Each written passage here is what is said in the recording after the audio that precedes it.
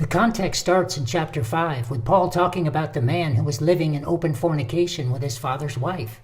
He says to purge out the old leaven. The Feast of Unleavened Bread was celebrated for a week along with the Passover.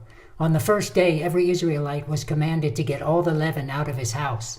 This is the leaven of the sin nature with its malice and wickedness that the believer was delivered from upon walking through the door of Christ, whose blood was on the posts. Exodus 12 states that not only must all the leaven be out of the house by the first day, which is the type of born again, but it must be kept out for the whole 7 days of the feast, which typifies our entire lives. 1 Corinthians 5:8 says, "Let us keep the feast," present tense. Any Jew who did not keep the feast for the whole 7 days was cut off from his people. In other words, he did not inherit.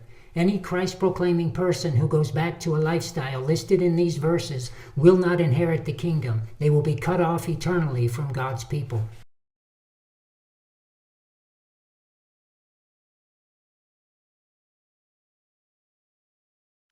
The foundation of the temple is the rebirth through Jesus Christ.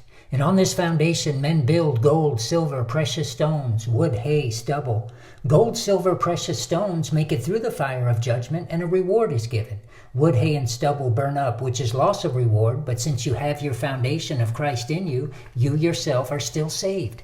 Verse 17 leaves the realm of rewards and goes to eternal separation from God. Verse 16 speaks directly to what is left of the temple after wood, hay, and stubble are burned, which is the foundation. Paul says, "Know you not that you are the temple of God and the Spirit of God dwells in you?" He is talking about the new nature you received at born again, God's very life in you.